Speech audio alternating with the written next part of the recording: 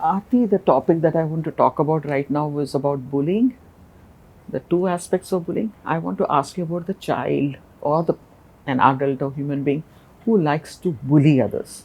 What's the psychology of a bully? Ma'am, again, this word bully again is a label as far as I'm concerned. Any human interaction has patterns. Some patterns are aggressive, they tend to control other people, manipulate people, etc. Some patterns are very passive, people pleasing, etc. And there are some patterns which are assertive. An assertive pattern happens when I am in tune with myself, I'm aware of myself, and I value you. So if you give me feedback, Aarti, this is not good, I'm somebody will say, ma'am, tell me more. Like, where can I change? What can I do? Because I'm so comfortable in myself that when I see that somebody is giving me feedback, I wouldn't get defensive, but I'll say, I understand what you're saying, but I also feel this. And this will become a healthy interaction. However, if I believe that I'm superior to you, or you believe that you're superior to me, your natural tendency is, I'll tell you, you listen. Who are you to correct me? This is the aggressive pattern. The passive pattern is, okay, I'm not going to trust you. You're not going to trust me. I'll give you silent cold treatment. And somehow, it is an aggressive pattern which is passive in nature.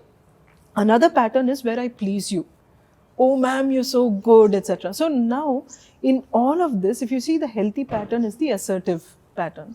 Unfortunately, in every culture, we have very few models for assertiveness.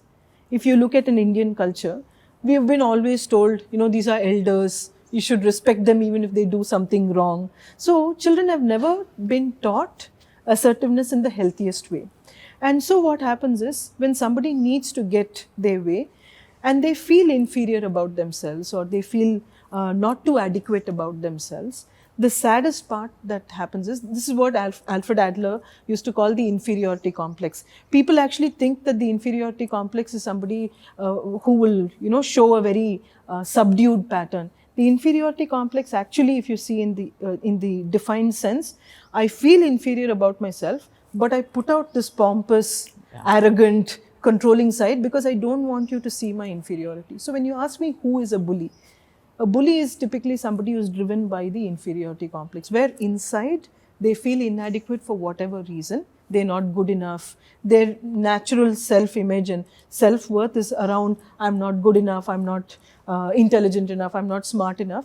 But on the outside, I need to show you that I'm the best, or I'm the most aware, I'm the most. So when you ask me, in the school setting, bullying takes many forms. Ma'am, it's not always aggressive. Many times it's just taunting, just saying, sometimes it's verbal, and it's more painful sometimes than physical bullying. Physical bullying, the child, somebody overpowers another child, beats and all that. That's a very violent form of bullying, and it's very common, especially with boys. But I've also seen girls going through that. The second thing is where the verbal bullying comes, where I use a derogatory term to tease. I'm much bigger made than most people. I'm always teased in school and all that. Until I did my grade 10, I had a lovely group of friends. We were always very supportive.